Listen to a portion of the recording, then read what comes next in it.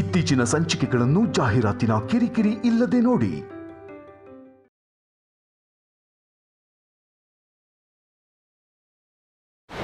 ಹೌದು, ನಾನೇ ಪ್ಲಾನ್ ಮಾಡಿ ಕರ್ಕೊಂಡು ಹೋದೆ ಕಣೋ.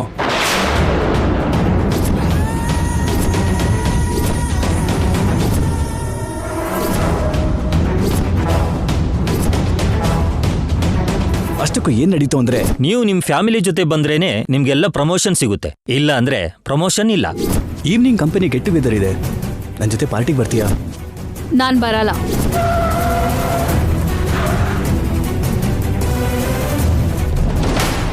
ರಾಧಾಕೃಷ್ಣ ಅಂಡ್ ಇಸ್ ವೈಫ್ ಅವನಿ, ನಿನ್ ಗಂಡನ್ನ ಅಸಿಸ್ಟೆಂಟ್ ಮ್ಯಾನೇಜರ್ ಆಗಿ ಪ್ರಮೋಷನ್ ಮಾಡ್ತಿದ್ದೀನಿ. ಇದು ನಡೆದಿದ್ದು.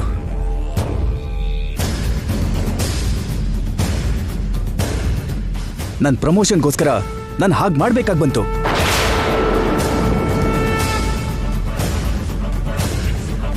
ಆಪತ್ತಿಂದ ಕಾಪಾಡಿದ ವ್ಯಕ್ತಿ ಅದೇ ಮನ್ಸಿಂದ ಮನೆವರೆಗೂ ಕರ್ಕೊಂಡ್ ಬರ್ತಾರೆ ಅನ್ಕೊಂಡ್ನೆ ಹೊರತು ಅವ್ರ ಮನ್ಸಲ್ಲಿರೋ ಯೋಚನೆನ ನಂಗೆ ಕಂಡು ಹಿಡಿಯೋಕಾಗ್ಲಿಲ್ಲ.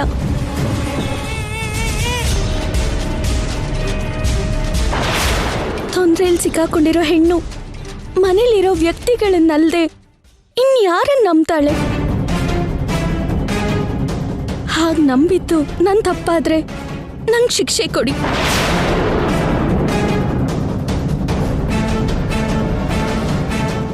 ಆಸ್ತಿ, ಅಂತಸ್ತು, ದುಡ್ಡು ಇಲ್ದೆ ಹೋದ್ರು ಗುಣದಲ್ಲಿ ಗರ್ವದಿಂದ ಬದುಕ್ತಿರೋಳು ನಾನು. ಇಂಥ ಕೆಲ್ಸನ ಮಾಡೋದಿಲ್ಲ, ಅದಕ್ಕಿಂತ ಸಾಯೋದೇ ಮೇಲು ಅನ್ಕೊಳ್ಳೋಳು.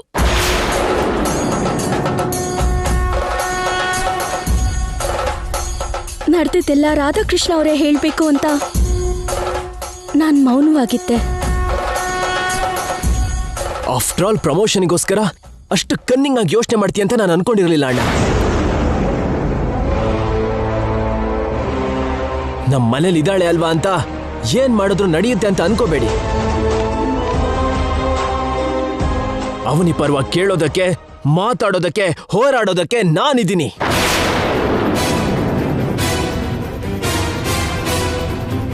ಇನ್ನೊಂದ್ಸಲ ಅವನಿನ್ನ ತಮ್ಮ ಸ್ವಾರ್ಥಕ್ಕೋಸ್ಕರ ಯಾರಾದ್ರೂ ಉಪಯೋಗಿಸ್ಕೋಬೇಕು ಅಂತ ನೋಡಿದ್ರೆ ನಾನ್ ಸುಮ್ಮನೆ ಇರಲ್ಲ.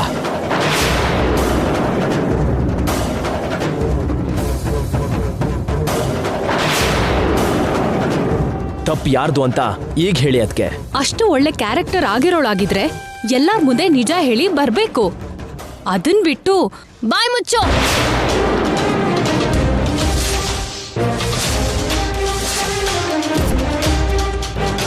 ಗಂಡನ್ಗೆ ಹೇಳೋದು ಬಿಟ್ಟು ಅವನಿನೇ ಬೈದು ಗೋಳು ಹೊಯ್ಕೊತ್ಯ. ಬುದ್ಧಿ ಇಲ್ವಾ ನಿನಗೆ? ಒಬ್ಬ ಹೆಣ್ಣಿನ ಹತ್ರ ಮಾಯದ ಮಾತುಗಳನ್ನು ಹೇಳಿ ಹಾಗೆ ಮಾಡೋದು ತಪ್ಪು. ಅದಕ್ಕೆ ಶಿಕ್ಷೆ ಏನ್ ಗೊತ್ತಾ?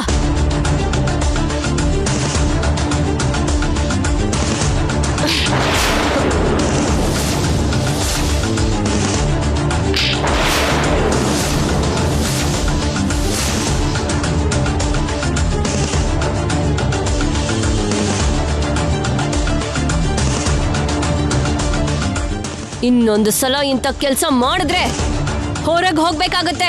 ನಾನೇನೋ ಮದ್ವೆ ಆಗಿರೋ ಹುಡುಗಿನ ಕರ್ಕೊಂಡು ಹೋಗಿರೋ ಹಾಗೆ ಯಾಕಷ್ಟೊಂದು ಫೀಲ್ ಆಗ್ತೀರಾ? ಮದ್ವೆ ಆಗ್ದಿರೋ ಹುಡುಗಿ ಆದ್ರೆ ಕರ್ಕೊಂಡು ಹೋಗ್ಬೋದಾ? ಶ್ರೀಕರ್, ನೀನಿರು. ನಿನ್ನ ಹೆಂಡತಿ ನಿನ್ನ ಮಾತು ಕೇಳಲಿಲ್ಲ ಅಂತ ಎದುರುಗಡೆ ಇರೋನ್ನ ಬಲಿ ತಗೋತ್ಯಾ? ನಿನ್ನ ಅಗತ್ಯಕ್ಕೆ ಗಂಡಿನ ಕಡೆಯವ್ರ ಮುಂದೆ ಕೂರಿಸ್ದೆ, ಅದು ತಪ್ಪಲ್ವಾ?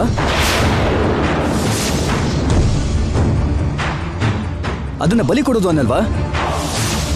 ಅದನ್ನ ಉಪಯೋಗಿಸ್ಕೊಳ್ಳೋದು ಅನ್ನಲ್ವಾ? ನೀವು ನಿಮ್ಮ ಸ್ವಾರ್ಥನ ನೋಡ್ಕೊಂಡ ಹಾಗೆ ನಾನು ನನ್ನ ಪ್ರಮೋಷನ್ಗೋಸ್ಕರ 1 ಗಂಟೆ ಹೊತ್ತು ಹೆಂಡತಿಯಾಗಿ ಕರ್ಕೊಂಡು ಹೋದೆ.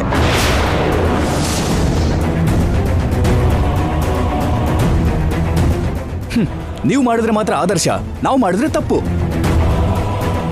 ಹೇಯ್, ಅವತ್ತು ನಾವು ಮಾಡಿದ್ ಸರಿ ಅಂತ ಹೇಳಲಿಲ್ಲ, ಸಮರ್ಥಿಸ್ಕೊಂತಿಲ್ಲ. ನಮಗೂ ಕೂಡ ತುಂಬಾನೇ ನೋವಾಗಿದೆ.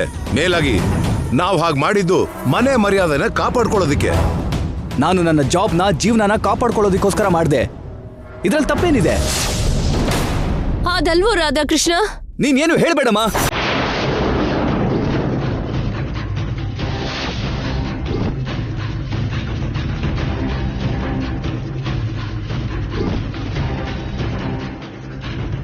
ಪ್ರಪಂಚದಲ್ಲಿ ಎಲ್ರೂ ಸ್ವಾರ್ಥಿಗಳೇ ಅಮ್ಮ, ನೀನು ಕೂಡ.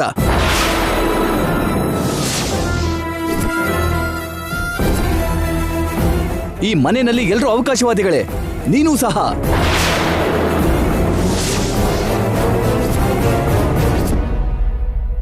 ಸಮಾಜದಲ್ಲಿ ಎಲ್ರೂ ಮುಖವಾಡ ಹಾಕೊಂಡು ಬದುಕೋರೆ, ನೀನೂ ಸಹ.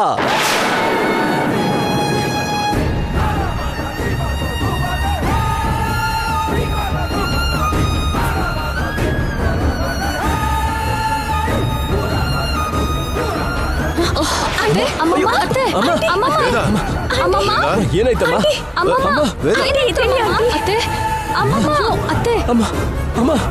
ಹೇಳಿ ಅಮ್ಮ. ಪೃಥ್ವಿರಾಜು, ವಾಟರ್ ತಗೊಂಬ.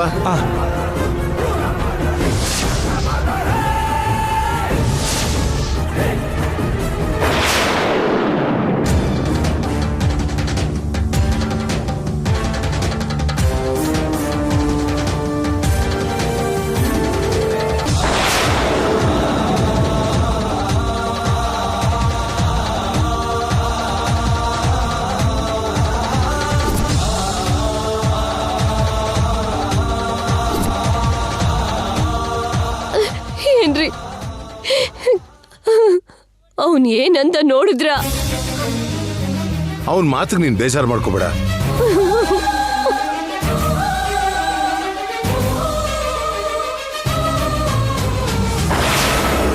ಹಲೋ ಡಾಕ್ಟರ್, ಅರ್ಜೆಂಟಾಗಿ ಬನ್ನಿ ಪ್ಲೀಸ್.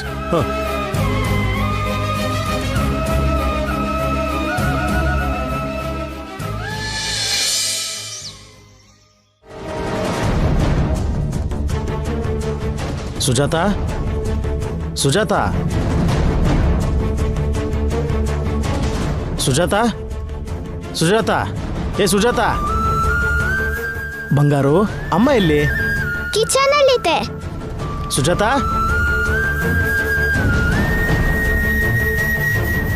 ಅರ್ಧ ರಾತ್ರಿಲಿ ಬಂದು ಬಾಗ್ಲು ತಟ್ತಿಯಲ್ಲ, ಮತ್ತೆ ರಾತ್ರಿ ಎಲ್ಲೆಲ್ಲಿದ್ದೆ? ಕುಡುಕರ್ ಸಂಘದ ಮೀಟಿಂಗ್ ಏನಾದ್ರೂ ನಡೀತಾ?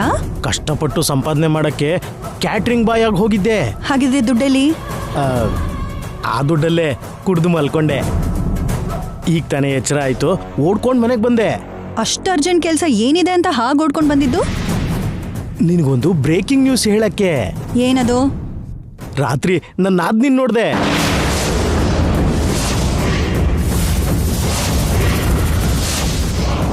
ಹಲೋ, ಇದು ಸುಳ್ಳಲ್ಲ, ನಿಜ. ಅವನಿನ ಒಂದು ಕಂಪ್ನಿಗೆ ಸಂಬಂಧಪಟ್ಟ ಒಂದು ಫಂಕ್ಷನಲ್ಲಿ ನೋಡಿದೆ. ಸಿಚುಯೇಷನ್ ಸಪೋರ್ಟ್ ಮಾಡಲಿಲ್ಲ ಅಷ್ಟೇ, ಇಲ್ಲ ಅಂದಿದ್ರೆ ಎಳ್ಕೊಂಡು ಬರ್ತಿದ್ದೆ. ಶಾಕ್ ಆದೆ ಅಲ್ವಾ? ನಿನಗೆ ಇನ್ನೊಂದು ಫ್ಲ್ಯಾಶ್ ನ್ಯೂಸ್ ಕೂಡ ಹೇಳ್ತೀನಿ. ಅವನಿಗೆ ಮದುವೆ ಕೂಡ ಆಗೋಗಿದೆಯೇ.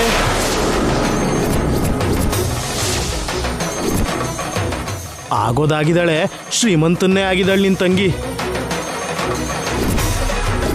ಅವನು ಒಳ್ಳೆ ಸೌಂಡ್ ಪಾರ್ಟಿ ತರ ಇದ್ದಾನೆ.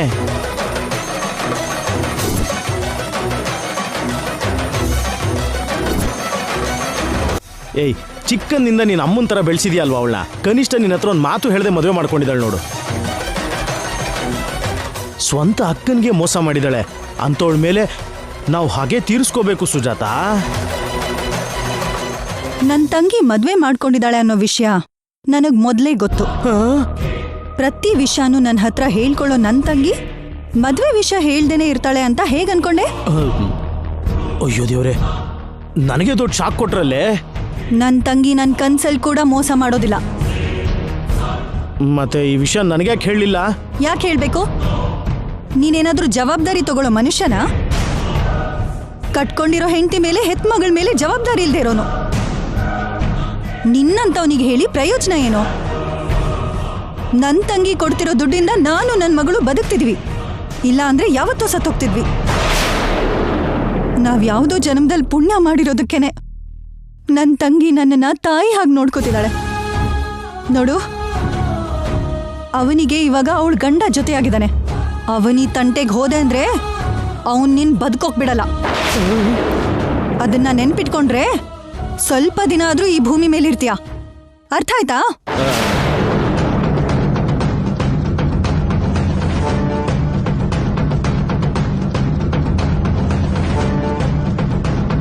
ಬಂಗಾರ, ಏನಪ್ಪ?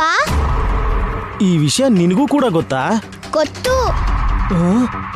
ಅಯ್ಯಯ್ಯೋ, ಅಂದ್ರೆ ಎಲ್ರಿಗೂ ಗೊತ್ತು ನಾನೇ ಅಮಾಯಕ ಅಂದಂಗಾಯ್ತು. ಆ ರೂಟಲ್ಲೇ ಟ್ರೈ ಮಾಡೋದು ಒಳ್ಳೇದು. ನನಗೇನಾದರೂ ವರ್ಕೌಟ್ ಆಗ್ಬೋದು.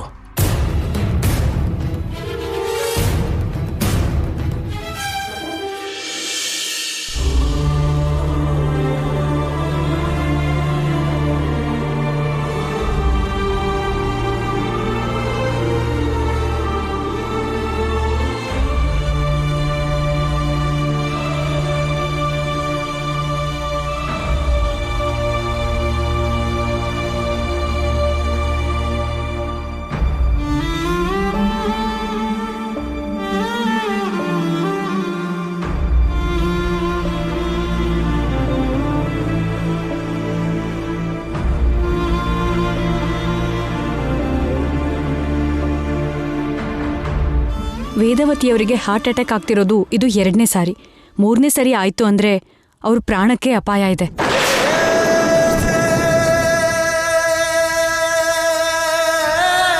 ಅವ್ರ ಆರೋಗ್ಯದ ಬಗ್ಗೆ ನೀವೆಲ್ಲ ತುಂಬಾನೇ ಜಾಗ್ರತೆ ವಹಿಸ್ಬೇಕು.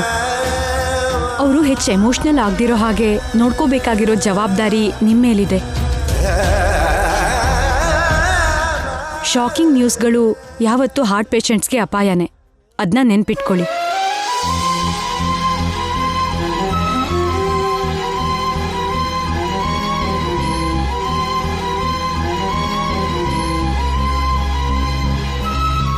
ಪ್ರಸಾದರಾವ್ ಅವರೇ, ಮೆಡಿಸಿನ್ಸ್ ಬೇರೆ ಬರೆದಿದ್ದೀನಿ. ಈ ಕೋರ್ಸ್ನ ಯೂಸ್ ಮಾಡಿ. ನಾನಿನ್ನು ಹೊರಡ್ತೀನಿ sir. Thank you doctor. It's okay.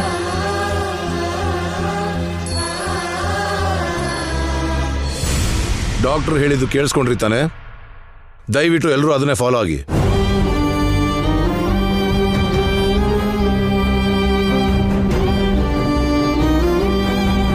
ನಿಮ್ಮಿಂದ ಒಳ್ಳೇದಾಗದೇ ಇದ್ರೂ ಪರವಾಗಿಲ್ಲ, ನನ್ನ ಹೆಂಡತಿ ಪ್ರಾಣ ಹೋಗೋ ಪರಿಸ್ಥಿತಿ ಬರಲೇಬಾರ್ದು.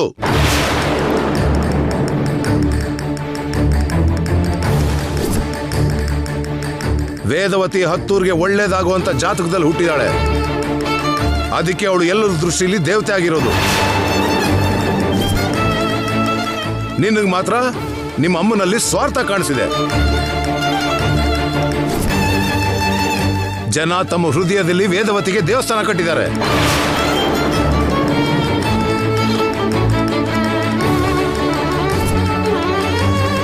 ನಿಮಗ್ ಮಾತ್ರ ನಿಮ್ಮ ತಾಯಿಯಲ್ಲಿ ಸ್ವಾರ್ಥ ಕಾಣಿಸ್ತಾ? ಅವಳಿಂದ ಮುಂದಿನ ತಲೆಮಾರಿಗೆ ಸೇರ್ಬೇಕಾಗಿರೋ ಆಚಾರ ಎಲ್ಲಿ ಅರ್ಧದಲ್ಲೇ ನಿಂತೋಗುತ್ತೋ ಅಂತ ಹೇಳಿ ಪ್ರತಿ ಕ್ಷಣ ನೋವು ತಿಂತಾ ಇರ್ತಾಳೆ ಕಣೋ. ನಿನಗ್ ಮಾತ್ರ ಅವಳು ಅವಕಾಶವಾದಿ ಹಾಕಂಡ್ಲಾ? ಅಮ್ಮನ ಬಗ್ಗೆ ಯಾರಾದ್ರೂ ಕೆಟ್ಟದಾಗ ಮಾತಾಡಿದ್ರೆ ತಾಯಿ ಹಿರಿಮೆ ಬಗ್ಗೆ ಹೇಳ್ಬೇಕಾಗಿರೋ ನೀನೇ ಎದೆ ಮೇಲೆ ಒದ್ದಂಗೆ ಅವಳು ಎದೆ ನೋವಿಗೆ ಕಾರಣ ಅದೇ.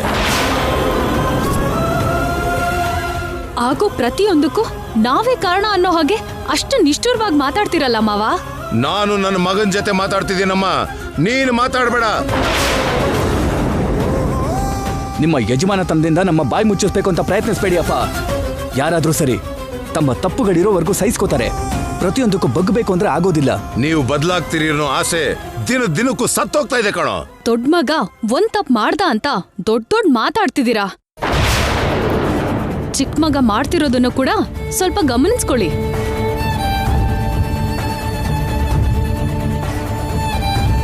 ಅವನಿಂದ ಯಾವಾಗ ಏನ್ ಪ್ರಾಬ್ಲಮ್ ಆಗುತ್ತೆ ಅಂತ ಯಾರು ಹೇಳಕ್ಕಾಗುತ್ತೆ?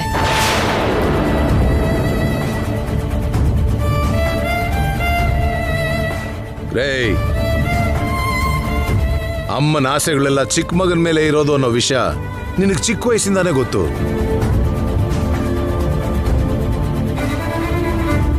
ನೀನೇನಾದ್ರೂ ತಪ್ಪು ಮಾಡಿದೀಯ ಅಂತ ಗೊತ್ತಾದ್ರೆ ಆ ಗುಂಡಿಗೆ ತಡ್ಕೊಳ್ಳೋದಿಲ್ಲ ಕಣ.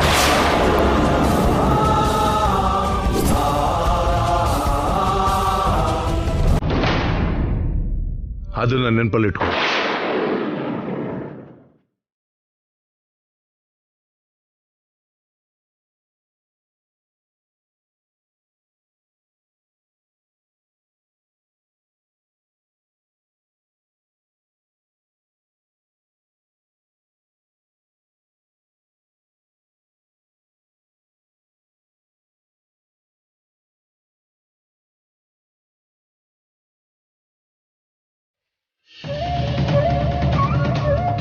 ಏನಾಗಿದೆ ಅವನಿ ನಿನಗೆ?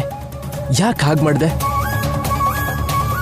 ಫ್ರೆಂಡ್ ಮನೆಗೆ ಹೋಗಿದ್ದೆ ಅಂತ ನೀನು ಹೇಳ್ದಾಗಲೇ ನನಗೆ ಅನುಮಾನ ಬಂತು. ಕೇಳಿದ್ದಕ್ಕೆ ಏನೇನೋ ಮಾತಾಡಿದೆ. ನಡೆದಿದ್ದ ರಾತ್ರಿನೇ ಹೇಳಿದ್ರೆ ಅದಕ್ಕೆ ನಿನ್ನ ಅವಮಾನ ಮಾಡುವಂತಹ ಪರಿಸ್ಥಿತಿ ಬರ್ತಾನೆ ಇರಲಿಲ್ಲ ಅಲ್ವಾ? ಫೋನ್ ಸ್ವಿಚ್ ಆಫ್ ಆಗಿದ್ರೆ ಫಂಕ್ಷನ್ ಅಲ್ಲಿ ಯಾರೋ ಒಬ್ರ ಹತ್ರ ಫೋನ್ ತಗೊಂಡು ನಡೆದಿದ್ನ ಹೇಳ್ಬೋದಾಗಿತ್ತಲ್ವಾ? ಅಣ್ಣ ಎಲ್ರ ಮುಂದೆ ಹಾಗೆ ಪರಿಚಯ ಮಾಡಿದಾಗ ಅವನ್ ಕೆನ್ನಾಗ್ ಬಾರಿಸಿ ಆ ವೇದಿಕೆ ಮೇಲೆ ನೀನು ನಿಜ ಹೇಳ್ಬೇಕಾಗಿತ್ತು. ನಿನ್ ಜೀವನಕ್ಕಿಂತ ಅವನ್ ಪ್ರಮೋಷನ್ನೇ ಮುಖ್ಯ ಅಲ್ಲ ಅಲ್ವಾ? ಇಷ್ಟು ಫೂಲಿಶ್ ಆಗಿ ಮಾಡ್ತೀಯ ಅಂತ ಅನ್ಕೊಂಡಿರ್ಲಿಲ್ಲ. ನನ್ನ ಹೆಂಡತಿ ಮತ್ತೊಬ್ರು ಹೆಂಡತಿ ಸ್ಥಾನದಲ್ಲಿ.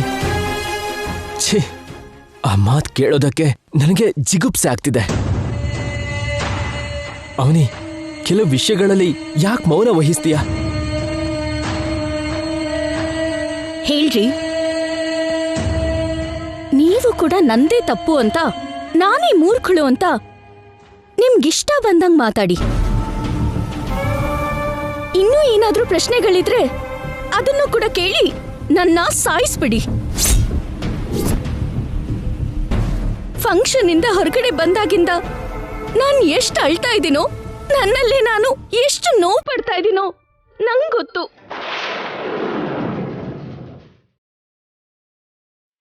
ಅದ್ ನಿನಗೆ ನೋವು ಕೊಡೋ ವಿಷಯನೇ ಅಲ್ಲ ಅಂತ ನಾನು ಹೇಳ್ತಿಲ್ಲ. ಆದ್ರೆ ಡ್ಯಾಮೇಜ್ ಆದ್ಮೇಲೆ ಅಳೋದ್ರಿಂದ ಪ್ರಯೋಜನ ಏನ್ ಹೇಳು? ಮುಂದೆನೆ ಜಾಗ್ರತೆ ವಹಿಸ್ಬೇಕು ಅಂತ ಹೇಳ್ತಿದ್ದೀನಿ. ಫಂಕ್ಷನ್ ಅಲ್ಲಿ ಬಾಯಿ ಮುಚ್ಕೊಂಡಿದ್ಬಿಟ್ಟೆ, ಅದು ನನ್ ತಪ್ಪೆ, ಇಲ್ಲ ಅಂತಿಲ್ಲ. ಮನೆಗ್ ಬಂದ್ಮೇಲೆ ಹೇಳಿದ್ರೆ ಏನ್ ನಡೀತಾ ಇತ್ತು? ಈಗ ನಡೆದಿದ್ದ ಜಗಳನೆ ಆಗ್ಲೂ ನಡ್ತಿರೋದು. ಆ ಸಮಯದಲ್ಲಿ ನಾನು ಅವಮಾನ ಪಡ್ದೇನೆ ತಾಳಿನ ತೆಗೆದು ಹೊರಗಡೆ ತೋರಿಸಿದ್ರೆ ಏನ್ ನಡೀತಾ ಇತ್ತು? ನೀವ್ ಮಾಡಿರೋ ಮೋಸಕ್ಕೆ ನಿಮ್ಮಮ್ಮನ ಉಸಿರೇ ಹೋಗ್ಬಿಟ್ಟಿರೋದು.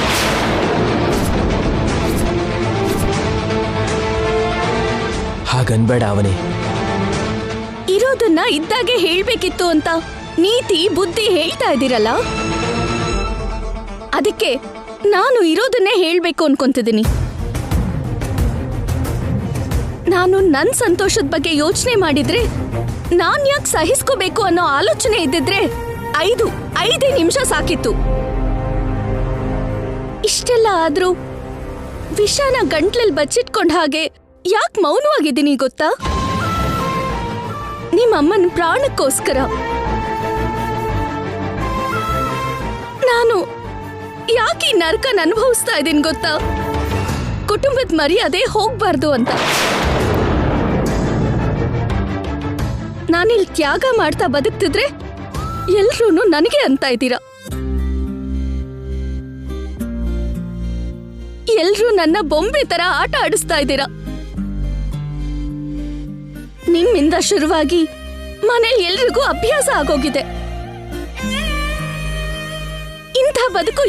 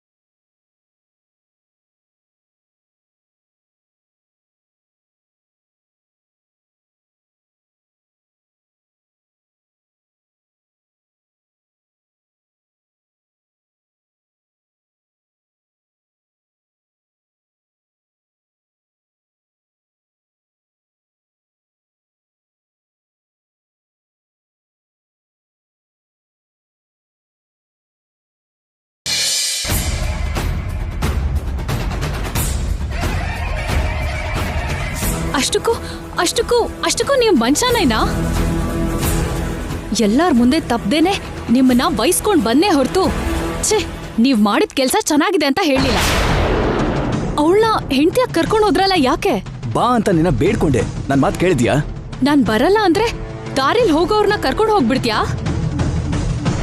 ಆಫ್ಟರ್ ಆಲ್ ಒಂದ್ ಪ್ರಮೋಷನ್ಗೋಸ್ಕರ ಇಷ್ಟೆಲ್ಲ ಕೆಟ್ಟದಾಗ ಯೋಚನೆ ಮಾಡ್ತೀರಾ ಅಂತ ನಾನ್ ಅನ್ಕೊಂಡೇ ಇರ್ಲಿಲ್ಲ. ನಿಮಗ್ ಬೇಕಾಗಿರೋ ದುಡ್ಡನ್ನ ವರದಕ್ಷಿಣೆಯಾಗಿ ತಗೊಂಡ್ ಬಂದಿದ್ದೀನಿ. ಇನ್ನೂ ನಿಮ್ಗೆ ದುಡ್ಡಿನ ದಾಹ ತೀರಿಲ್ವಾ?